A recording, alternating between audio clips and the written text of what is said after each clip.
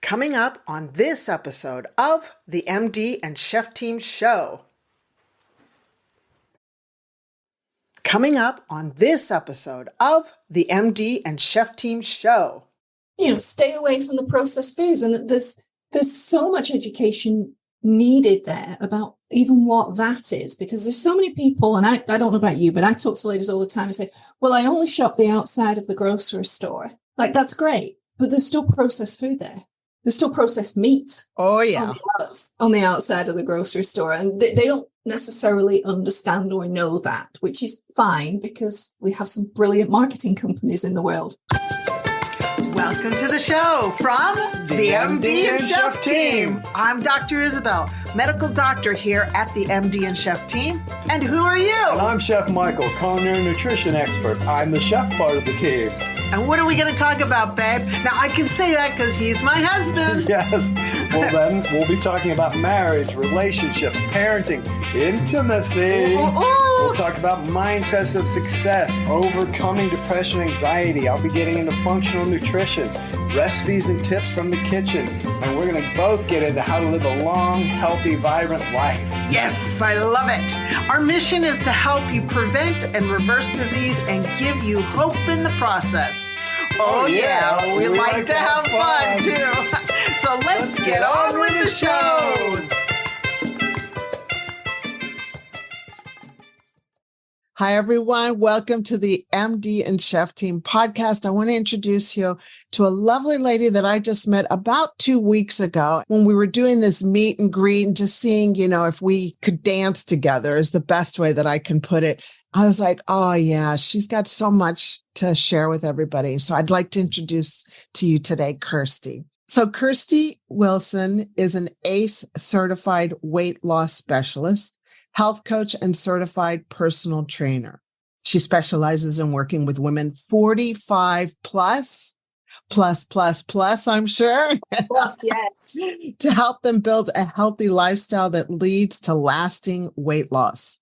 She considers weight loss as the beneficial byproduct of creating a healthy, active lifestyle that allows women to live a vibrant, thriving life in their third act. I love that because you know what? In my world, the rest of our lives, and I consider that after 50, is the best of our lives. So I love that you're really focusing on that. Totally. Yes. Welcome. Just because biology thinks we're supposed to be past our prime doesn't mean that we are, right? Exactly. Age is just a number.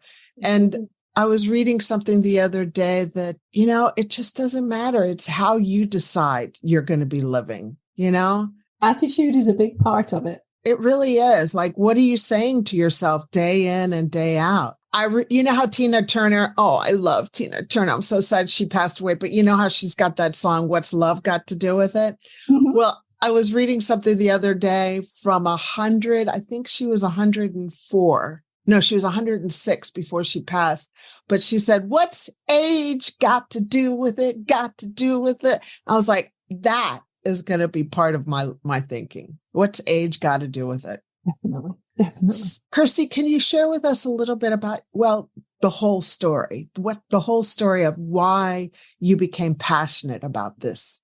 Certainly. Thank you for giving me the opportunity. My sort of career history has always kind of wended its way back to health and wellness. Anyway, I started my career in the National Health Service back in the UK as a researcher and then one of those nerdy health informatics people in public health. And I was always interested in how lifestyle, the things we do every day, and that can be the way you talk to yourself, just not what you eat, just the way we live our lives impacts health. And then I hit the dreaded perimenopause. It came along. Nobody warned me. I didn't even know what the word meant. And I was one of those very lucky women. I could eat and drink whatever I wanted and never gain any weight. Now, I was always a bit of a gym rat. I'll be honest. I did always do love going to the gym. And out of nowhere came this 30 pounds, seemingly just implanted suddenly on me. And I did everything you're supposed to do, right? I ate less. I moved more. Oh boy, did I move more.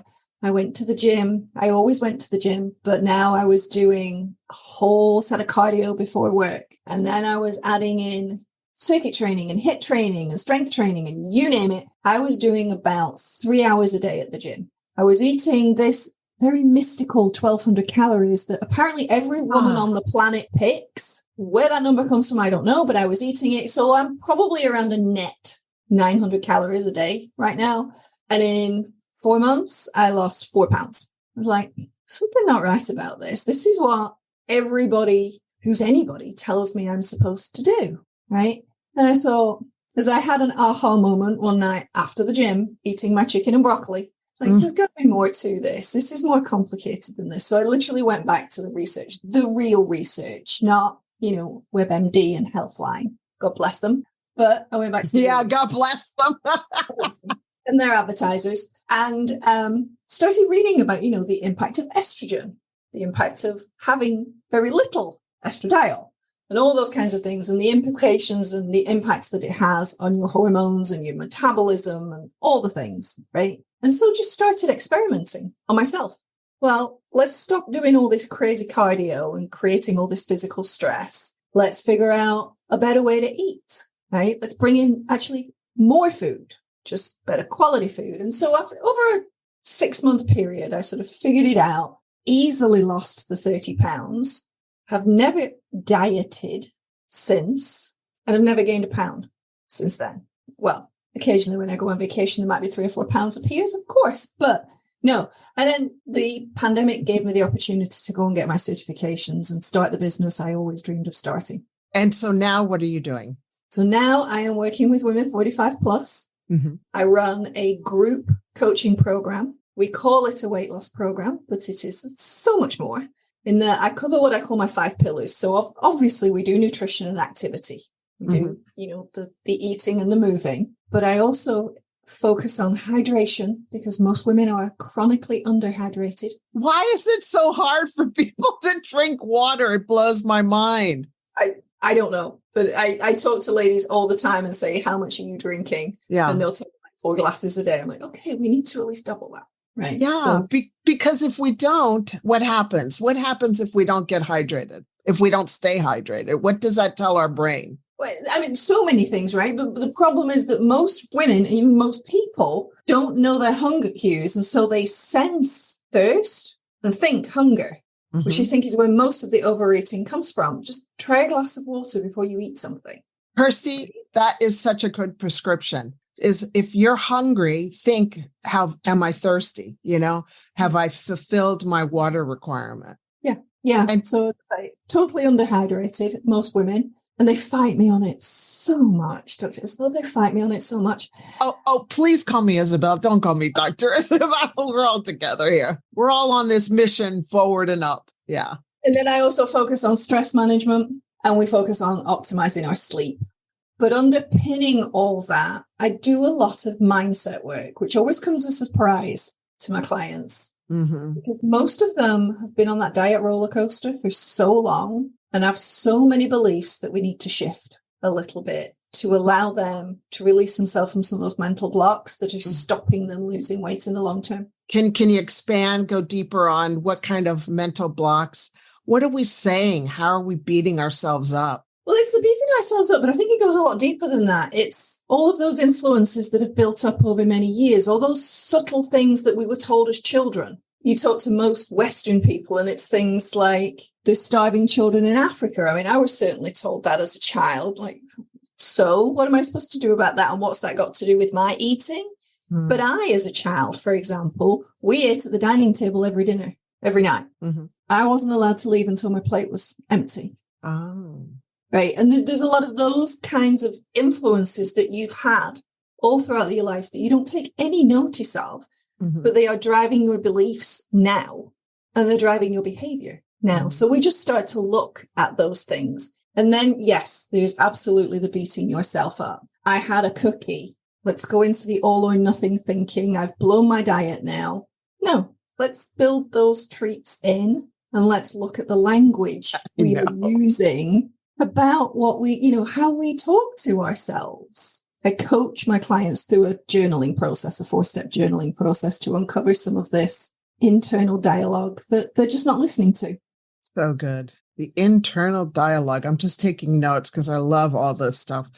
What is the best diet for women 45 plus? The one that works for them. And so how do they figure this out? Because you're talking about estrogen and the effects that it has on the body. Maybe kind of like share a little bit more about how do women figure out what works for them? The biggest thing I coach clients on is let's make sure it works for you and your preferences whilst making sure we're getting the nutrition we need. I think the big problem with most diets is they're restrictive and they cut things out, right? Mm-hmm. Let's look at a whole food approach here. I tend to phrase it, call it plant predominant. No, I'm not talking vegan, right? I'm talking something akin to a Mediterranean-based diet. Let's eat lots and lots of healthy veggies, but let's eat more of a variety of them. Let's go out of our way a little bit and stop just the grocery store and maybe find some other things. Maybe go to the farmer's market where there might be some really cool veggies that you've never seen before.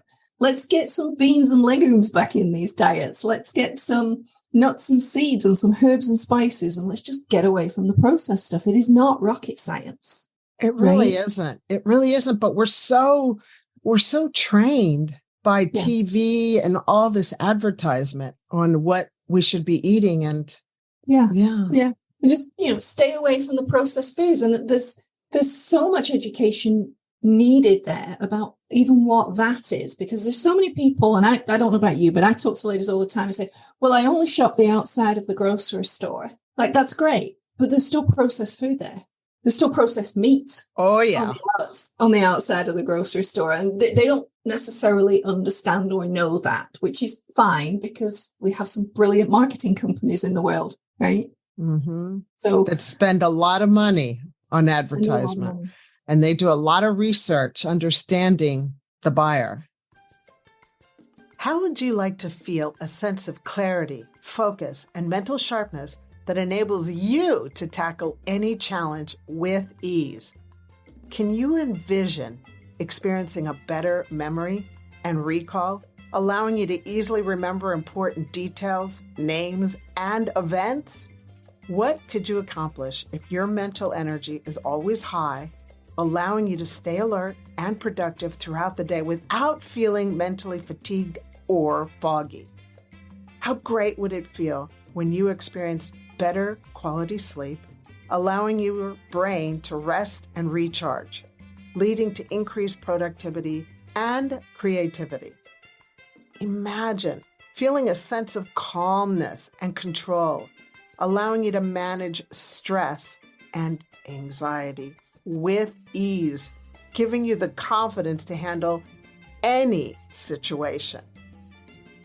Be honest with yourself. When was the last time you experienced an overall sense of well-being and satisfaction? You see, your brain health positively impacts all areas of your life, from work to relationships and personal growth. Just visualize how amazing it would feel to have optimal brain health and unlock your full potential. If you want to learn more, and I know you do, then check out the link in the show notes for the Optimizing Your Brain Health community. And we look forward to seeing you there. And now, back to the rest of the show.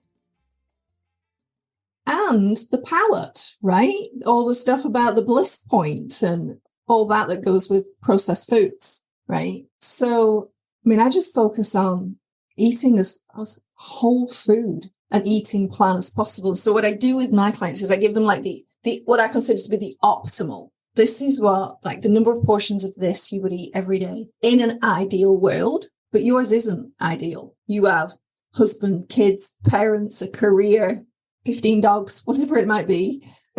Wow. You know what I mean? But it's like, let's make it work for you realistically. And if that means it's not a perfect situation, it's still getting you on a health and wellness and weight loss journey that will take the time it's going to take. Mm-hmm. There's a lot of changing the beliefs about that as well. It's going to take the time it's going to take for you to do it in a healthy way, which is not 20 pounds this week. I know. It's not this quick microwave, I'm going to lose all this weight. It's you're essentially, what you're essentially saying is learn the healthy habits and implement them forever. And it's pretty, I always go with the 80-20 rule, 80% of your week, you do it. The other 20%, you kind of, I'm not saying eat a bag of potato chips every week, but you allow yourself leeway so you don't feel like you're, quote, missing out. But I have to admit that 20% becomes cleaner and cleaner, because you realize when you become such a clean unit and you put in that 20% of naughtiness, you really start feeling it. Do you? You do. Yes. It's funny. I was just talking to a client about this morning. I went out this weekend. We had an event. We went out and it was in a bar, and it was what I call deep fried crap bar food, right? But it was my only option and all the things. But the whole of the following day, just headachy, bloaty, heavy feeling, lethargic, just gallons and gallons of water, just like, let me flush this stuff out, because it's definitely brought me. And interestingly, although I knew it would happen, it brought my mood down. Oh, yeah, totally. Yeah. Getting motivated that day to do something like the day after and keep my mood pepped up. Mm-hmm. And I knew it was going to happen. Mm-hmm. But yeah, what we eat affects our brain health. That's for sure. Most definitely. It's all connected. Yeah. Yeah. And, not to go into too TMI here, but of course, then everything was sluggish for a couple of days. Mm-hmm. Oh, you mean your bowel movements? Yeah. Oh, I know. I know it's really hard. Michael and I just traveled back to see mommy in Washington, D.C. She's my 98-year young mom. And we tried so hard to find greens in the airport, because we were in the airport for, I would say, at least 48 hours straight. I mean, through the 2 weeks that we traveled, we were in the airport for 48 hours. It's so hard to find enough water that's not in a plastic bottle, you know, and enough greens and stuff. So you just do the best you can. And you definitely want to be pooping every day. At least once. Yes. Yeah. I wanted to ask you, what is the appropriate exercise for women 45 and older? 3 components. There are 3 components to the ideal exercise plan for women 45 plus. Strength training. Absolutely a must. Once you are plus 40, you are losing muscle mass at a crazy rate, and you've got to stay strong. But 2 reasons to lift weights. You're keeping your muscles strong. You're keeping your bones strong as well. So we're at a greater risk of osteoporosis, right? Nobody wants to be that lady that we've all known about who falls, breaks a hip, and then that's it. If you fall, you want to be able to get up, right? So strength training is absolutely non-negotiable as far as I'm concerned. No, you are not going to turn into some crazy-looking Amazonian woman with massive muscles. You don't have the testosterone to do that. Just go lift as heavy as you can, and you will not believe how empowering it feels when you can get that first personal best and you can do some amazing stuff with your legs. It feels amazing. Now, obviously, if there are some joint impairments in there, be very careful. Talk to a professional. Just don't go lift something heavy, build up to it. Second of all, flexibility, stability, mobility training. What do you mean by that? Yoga, stretching, keeping range of motion where it should be. Can you still touch your toes? Can you still sit on the floor and fold your legs out? Do your hips still open like they should? Can you still move your arms in a full circle? These all fit into that. Can I get up if I fall? If you don't have the range of motion, you're not going to be able to. And you don't want to be strengthening muscles and shortening them so that you then don't have the range of motion. You still want to be able to move in a full way. And when I say stability, we want to make sure that our core is still strong. So our lower back and our core, which does not mean laying on the floor and doing crunches. If you are doing any kind of strength training and you're doing big compound movements, you are going to strengthen your core. You want to be able to stand up. All this comes back to that not being frail. Oh, yeah. Right? Right. You don't want to be someone who looks at an uneven sidewalk and thinks, oh, that scares me, because you might fall. You want to be somebody who looks at it and goes, I got this. Right? So keeping mobile, keeping stable, being able to balance. Can you still stand on one leg? I would love your audience to just actually think about that. Can you stand on one leg for 30 seconds? Mm-hmm. That's a good little visual. One of the things that I practice on myself and my husband is when we're on the floor, we get up without using our hands. Mm-hmm. That we had to learn this because we're in our 60s now. And then also this might be good for the audience too, is when you're putting on your shoes, just stand on one leg and put on your shoe. Yep. Now that's a little difficult if you've got to, tie it up and all that stuff, but most of the shoes you can slip on, and it takes about 15, 30 seconds to do that. Mm-hmm. Yeah. So that's always a good little, okay, I'm going to do this time. Yeah, absolutely. Absolutely. And you want to make sure that you can still balance and that you are stable on your feet. And then the third one is cardio. So cardiorespiratory. Now, again, this doesn't mean pounding a treadmill for hours and hours. That is just stress. You want to have a raised heart rate and a raised breathing rate. So you just want your heart muscle and your lung muscles to be strong. Mm-hmm. That's all, right? A really good brisk walk 5 times a week. That's it. That's all you need. A walk where you can still have a conversation with a friend, but you might be a little bit out of puff. Right. So it's a breathy conversation, but you can still... That's all it takes. Now, if you want to be a runner and you want to pound the treadmill or the elliptical, sure, go for it. But just know that at this age, that is physical stress on your body that it doesn't necessarily need, especially if you're not doing strength training for your joints and your bones. So important. So important, especially, I don't know about you, but my whole goal is to live to be 100 years, strong, toned, healthy, sexy. For my husband, irresistible for my husband. And the work starts now. Yeah. Are you of the same philosophy? Absolutely. Yeah. I still want to be traveling in my 90s. Yeah, exactly. And to remain durable and resistant to disease, but we've got to start doing the work now. And I've never seen a centurion that is overweight. No. Well, look at those blue zones. Right? Mm-hmm. No, it doesn't happen. And they are active and they're eating well. But there's the other side of this as well. There's the emotional and mental side of this as well, mm-hmm. right? Mm-hmm. All of those blue zones have some kind of spiritual practice, mm-hmm. which is just as important. Oh, yeah, absolutely. Everybody needs to get plugged in, like in Avatar. Did you see that movie, Avatar? I didn't. No, I don't have the attention span for movies. Oh, you don't? Okay. Well, it's a very long movie, but essentially they all get plugged into the source every day. And then they get rejuvenated and then they go out into the world and do their thing. So get plugged in. Before we close this, I just could you offer the 3 action steps? I always like offering 3 action steps to our viewers that they can start implementing right now. Absolutely. If I were to say to any woman who's on a weight loss focus, but is trying to do it in a healthy and wealthy way, eat more vegetables. Just eat 3 more portions of vegetables tomorrow and make them something you've never had before or haven't had in a while. Go lift something heavy and drink some more water. That would be my 3 action steps. Yeah. Drink half of your body weight in water every day. Now, when you say half your body weight in water, you're talking all at one time, or are you talking about? Goodness, no. Okay, no. Share. When I coach clients, what I ask them to do is drink a glass of water as soon as they get up, because you've fasted all night, you've dehydrated yourself all night. A glass of water before coffee, right, and then space it out. For the average person, depending on their weight, you're going to be drinking 7, 8, 9, 10 glasses of water. Just drink 1 an hour, and if plain old water just sounds just the most boring thing on the planet, flavor it. Yeah.